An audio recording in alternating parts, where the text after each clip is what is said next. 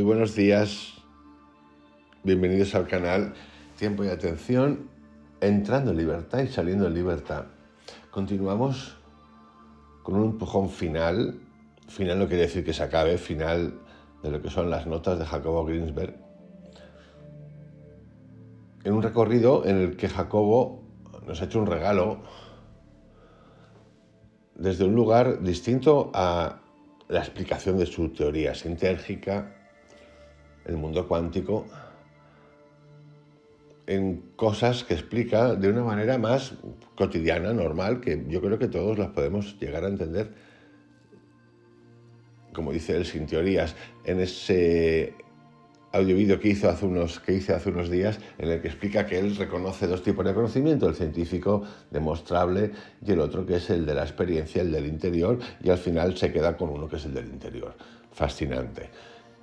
El empujón de hoy lo he titulado El espectador de sí mismo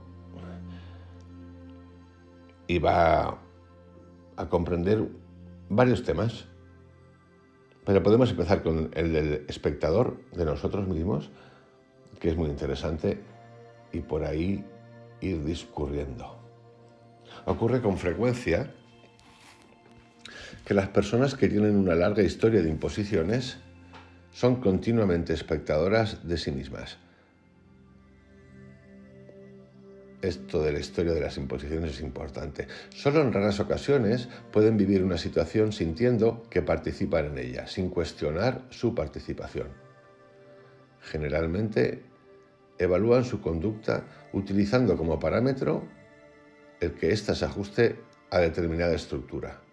Jacobo habla mucho en estos audios que he hecho acerca de las estructuras que nos imponen y en las cuales nosotros participamos. Y cada vez que participamos estamos entregando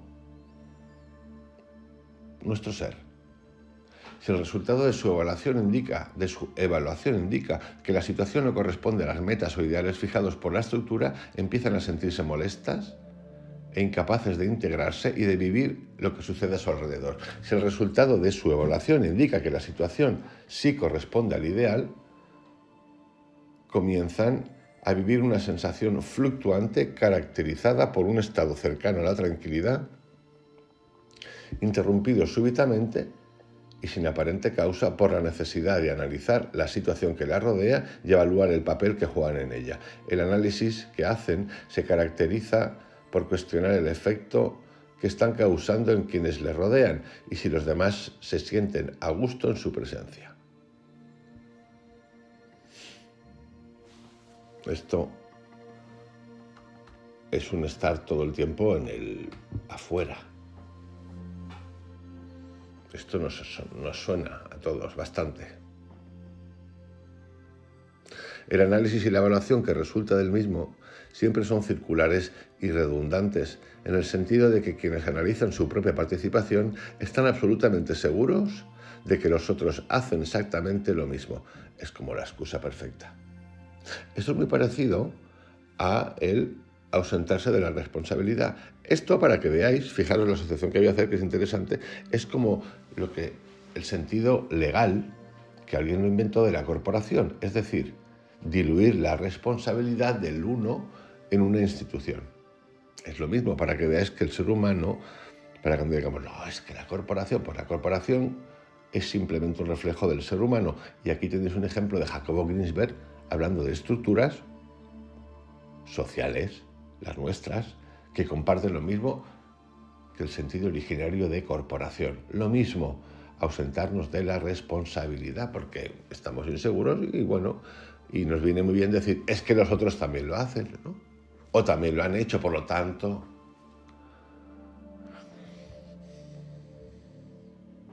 Jamás son capaces de concebir que los otros puedan tener una diferente forma de funcionamiento. La sensación del que analiza es doble. Por un lado siente que sería deseable simplemente vivir sin pensar en la vivencia. Por el otro, se siente orgulloso del análisis que realiza, pues cree que esa actividad representa lo más valioso de un ser humano, o lo más valioso que un ser humano puede hacer.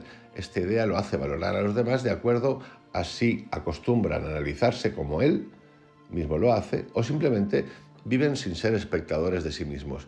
Quienes caen en la primera categoría se consideran valiosos, en cambio, los que pertenecen a la segunda se consideran simples y mediocres. En otras palabras, la persona que acostumbra a ser espectadora de sí tiene la necesidad oculta de que todos hagan lo mismo. Solo así los considera valiosos. Si consideramos con atención el mecanismo asociado a la situación descrita, nos daremos cuenta de que ésta surge de una persona que, acostumbrada a acatar imposiciones, no hace otra cosa más que emitir imposiciones. Esto es simplemente genial. Repito, si consideramos con atención el mecanismo asociado a la situación descrita, nos daremos cuenta de que ésta surge de una persona que, acostumbrada a acatar imposiciones, no hace otra cosa más que emitir imposiciones. Es decir, estamos fabricando el pequeño gran tirano. Si tenemos la, peculiaridad de vivir una vida desde bien pequeñitos de imposiciones, es decir, por mis cojones, en todos los ámbitos, que suele darse. Eso también le podemos llevar al otro lado, ¿no? Pero bueno, estamos en este. También habría que revisarlo.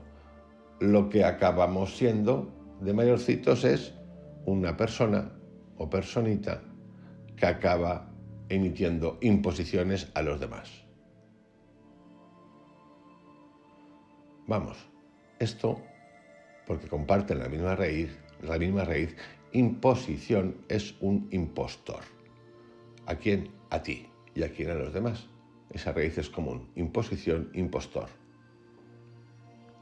Ser espectador de uno mismo impide tener vivencias reales, inhibe toda posibilidad de aprender de la vida, puesto que ésta se torna así tan clara y transparente, tan obviamente definida y definible, que ya nada nuevo sucede. Y de ahí recordar, por ejemplo, cuando dice Krishnamurti, cada día, cada momento es una cosa nueva. El café de esta mañana no tiene nada que ver con el de ayer. Nada que ver, pero esto no solemos hacerlo, porque ya sabemos, no, el café que he comprado, que ha sido distinto, que en lugar de ser de Colombia es arábigo, que no sé qué, que no sé cuánto, y no sé qué, y esta mañana me he levantado y tengo este pensamiento, y el niño me ha tocado las canicas, y mi marido y mi mujer.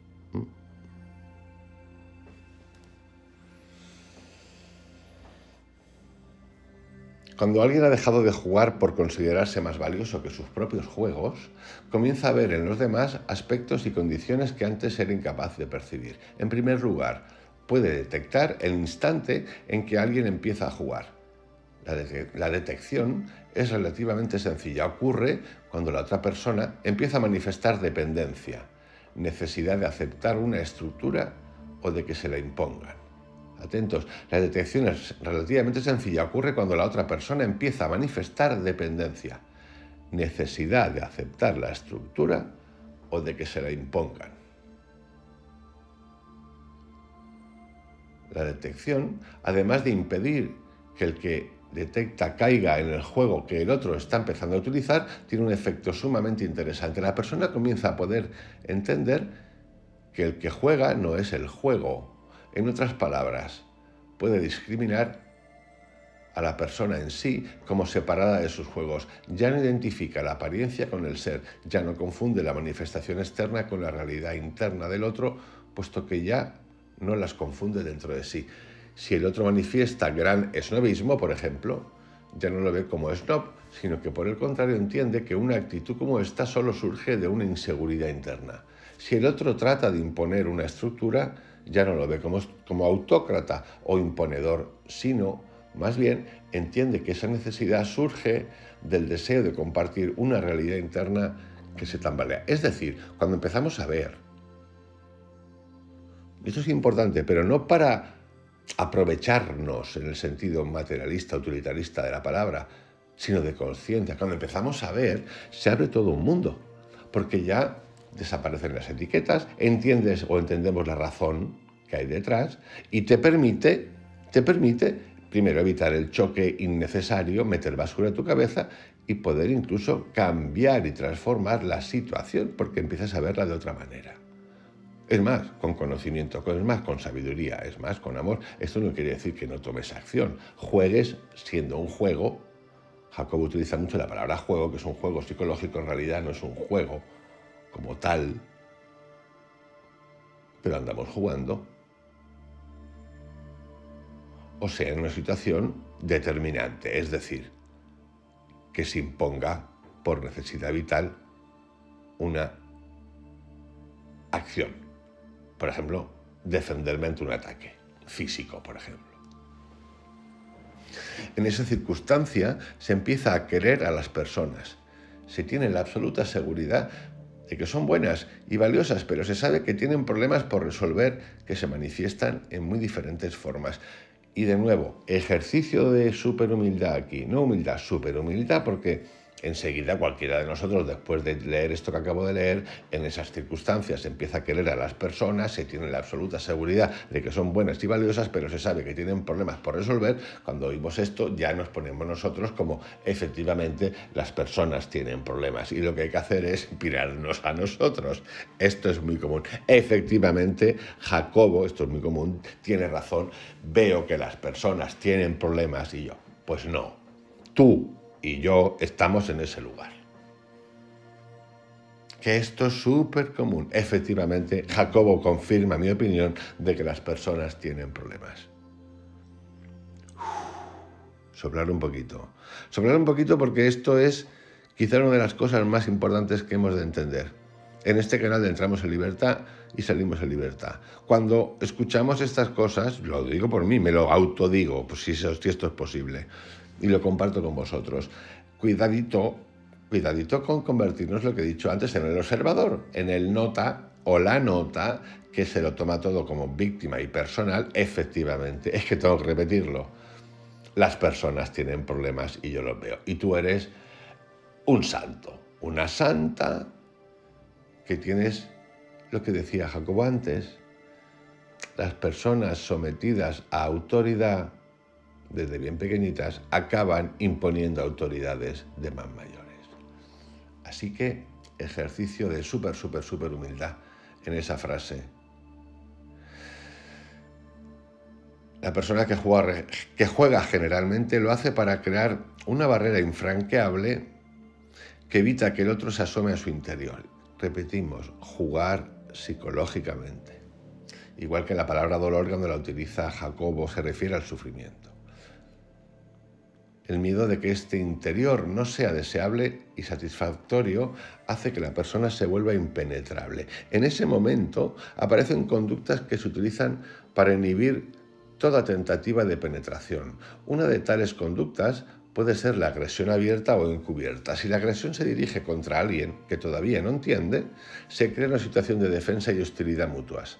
Si en cambio la agresión se dirige contra alguien que sí entiende, el único resultado posible es la disminución de dicha agresión. No te tomes las cosas personalmente. Miguel Ruiz. ¿A quién le das poder? Es que tú, cuando hablas así, perdón, vamos a formularlo mejor. Cuando me hablas de esa, vamos a ampliar. Una parejita que va en el coche y una persona le pregunta a la otra acerca de algo y esta otra persona le responde. Y a la persona que ha hecho la pregunta no le apetece, no le cuadra ni la respuesta que le das, o que le doy, o que me dan. Y dice, a mí no me hagas sentirme tonto, a mí no me hagas sentirme tonta, a mí no me hables así, ¿vale? Digamos que no ha habido nada extraño en eso. Y ahí vamos a lo que quiero oír de verdad. ¿A quién le damos poder?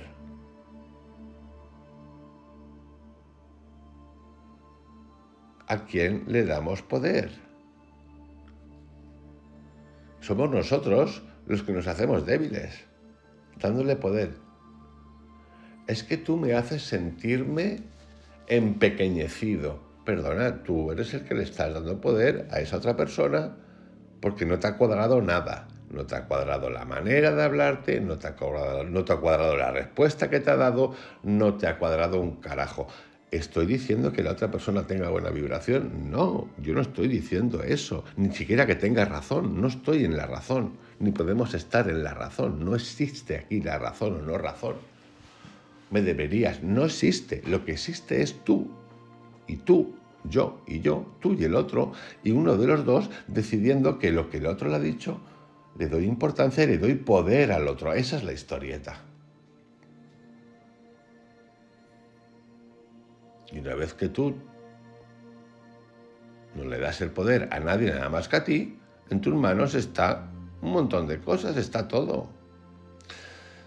La persona que entiende las razones de la agresión jamás contestará con hostilidad, sino más bien retratará de que quien agrede debe de jugar y se ve a sí mismo como alguien valioso que no requiere utilizar subterfugios. Pero es que incluso en este ejemplo que acabo de poner, cuando alguien te lo explica o no lo explica, no nos da la puta gana salir del lugar de víctima. Y insistimos del verbo insistir en que el otro está equivocado, en que esa persona no me ha hablado bien, en que el del taller mecánico me ningunea, no me mira, la misma película. Y es bastante fácil de entender, porque el poder se lo damos nosotros al otro y no tiene nada que ver con eso, porque es así y porque es así y ha sido así. No es una actitud bondadosa y compasiva, es únicamente el resultado de considerar que dentro de nosotros existen cosas más importantes y valiosas que los juegos.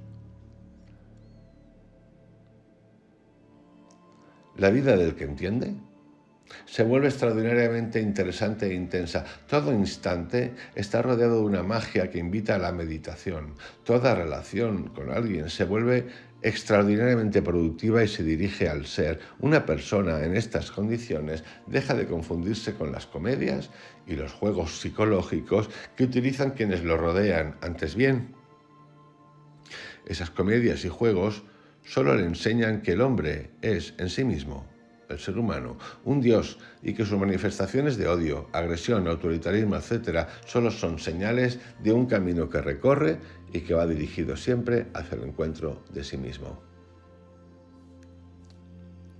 Si al menos tratáramos de entender la verdadera causa y razón de ser de los juegos, nuestros juegos psicológicos, jamás odiaríamos. Si tan solo pudiéramos comprender que las causas de los juegos son siempre el deseo de dejar de jugarlos, amaríamos. Basta solo un ejemplo para entenderlo. Alguien puede manifestar continuamente la convicción de que son completamente necesarias la rigidez y el autoritarismo en la educación. Rigidez y autoritarismo. Bueno, yo creo que me he educado ahí. La convicción es tan intensa que esa persona trata por todos los medios de convencernos de su certeza. Existen dos formas de ver a una persona. Así, una de ellas es catalogarla como rígida y autoritaria, la otra entender que su rigidez y autoritarismo aparentes solo son producto de una inseguridad interna que surge a su vez de la idea impuesta en él por algún otro, importantísimo esto, no víctimas nosotros, de que no existe nada valioso en él mismo y por tanto en los demás tampoco, y que por ello es necesario crear condiciones rígidas y autoritarias para construir lo valioso. Si alguien logra entender que la necesidad que siente esta persona por establecer una estructura rígida y autoritaria es solo un reflejo de la desconfianza en su propio valor, y que esa desconfianza le fue impuesta por alguien que le enseñó a no considerarse valioso, deja en ese instante de percibirlo como rígido y autoritario y empieza a entenderlo como alguien inseguro de sí. Sabe también que en el instante en que esa persona empiece a verse a sí misma, toda la estructura de rigidez y autoritarismo caerá por su propio peso, puesto que dicha persona entenderá que tenemos un mecanismo mucho más valioso y serio que cualquier situación que pretenda crearlo. Y además comprenderá que la idea de imponer estructuras en la educación solo lleva a inhibir la posibilidad de que ésta ocurra. Por lo anterior, la reacción de la persona que entiende las verdaderas causas del aparente autoritarismo no reacciona ante su presencia con odio, más bien comprende que dicho autoritarismo es una reacción ante una situación de inseguridad interna y que por tanto la persona autoritaria es valiosa y solo juega. Esta percepción del valor del otro hace que se le quiera y que no se confunda la simple manifestación de un juego con una realidad interna. Además, impulsa a transmitirle a esa persona la idea de que sí es valiosa y no tiene necesidad ni razón para sentirse insegura. Es decir, lo que nos está contando Jacobo es que cuando uno entiende, resulta que cambia la energía. La energía de choque desaparece. El autoritas, el autoritario, la autoritaria ya no te lee como autoritario y no te quieren imponer nada porque de repente se ha disuelto esa energía. Pam, pam, pam. Y puedes rescatar, él rescata también, el autoritario, por relajo, por disolución, como un azucarillo en el agua o en un café con leche, ese detonador que lleva acumulado.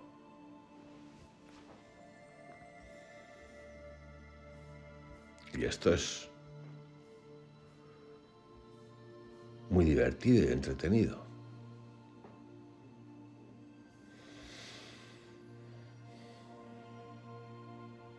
El grado de socialización de las personas está en relación directa con la rigidez del mecanismo pontificio decididor de realidades.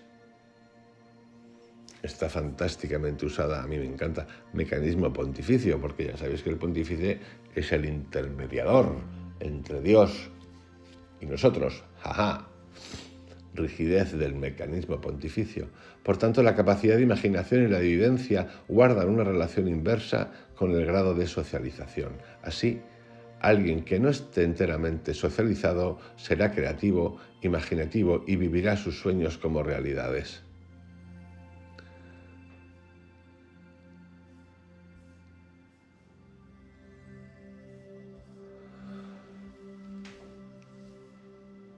Un mundo verdaderamente fantástico, el descrito por Jacobo Greenberg.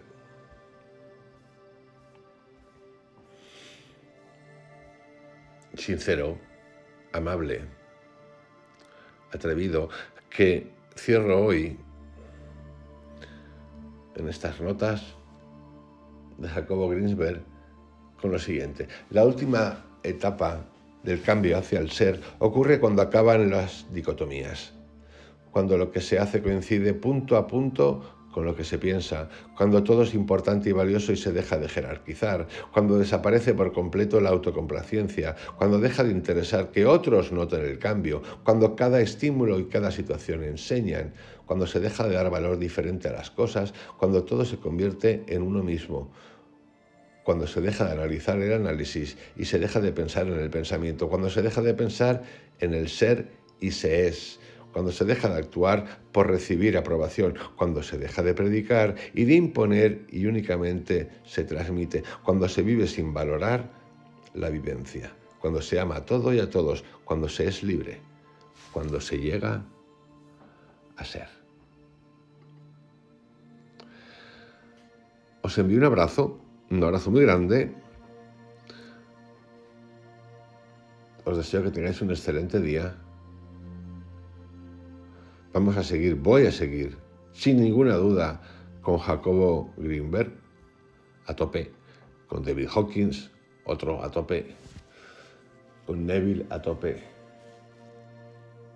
Pero si bien, por ejemplo, Neville, Hanel, la ley de la atracción y la abundancia me interesan porque siempre me han interesado, estos en particular, como son Jacobo Greenberg, Krishnamurti, Anthony de Melo, David Hawkins, de alguno más, me interesan todavía un poquito más. ¿Por qué? Porque son los facilitadores desde un lugar del conocimiento previo y las razones psicológicas, biológicas que nos llevan a lanzarnos hacia ese lugar de la búsqueda espiritual y del ser. Todo me gusta. Cada uno en su camino va descubriendo caminos por donde acercarse. Y como dicen por ahí, todos los caminos llegan a Roma, todos los caminos llevan al ser, que sería la versión espiritual de esa frasecita. Os envío un abrazo, que tengáis un excelente día. Me encanta estar aquí, me encanta despertar cada mañana, hacer estos audios, me encanta que estéis y seguir en este camino juntos. Un abrazo, hasta mañana.